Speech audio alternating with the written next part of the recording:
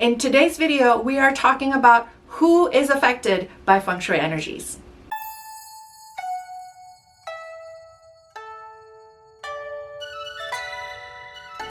Well, hello Feng Shui Nation. It's Safrina from Feng Shui and Prosper.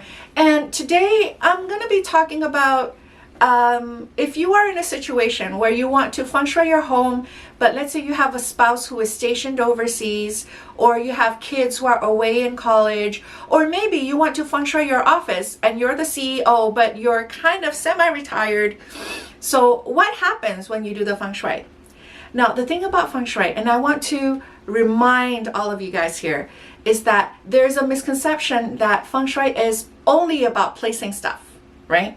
Feng Shui is not just about putting things, it's also about using that space.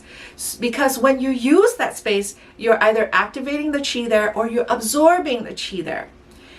So when you're using Feng Shui to activate positive energy in a space, for instance, but let's say if you're doing, you're Feng Shuiing your master bedroom, but your husband is away, maybe he's stationed elsewhere, or maybe he's on a contract work somewhere and he's there, you know, he's at work during the weekday and he only comes back in the weekend.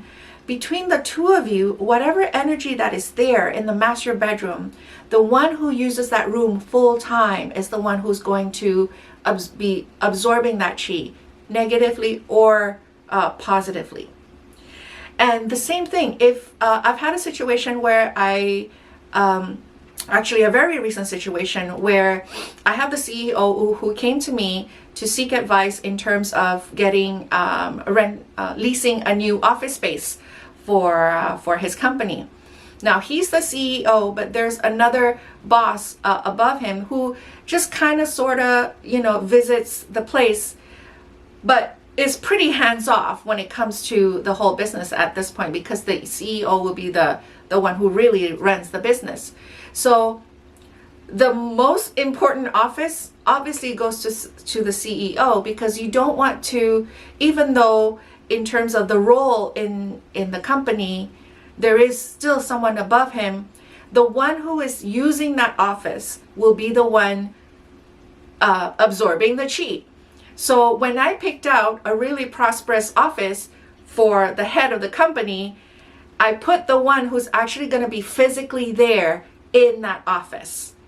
Okay, then the head honcho, I put it in a secondary good office room. So hopefully that makes sense. So if you have kids who are going who are away in college, you can Feng Shui their room, but because they're hardly there, maybe they can come back in the weekend, maybe they just visit during semester breaks or whatever.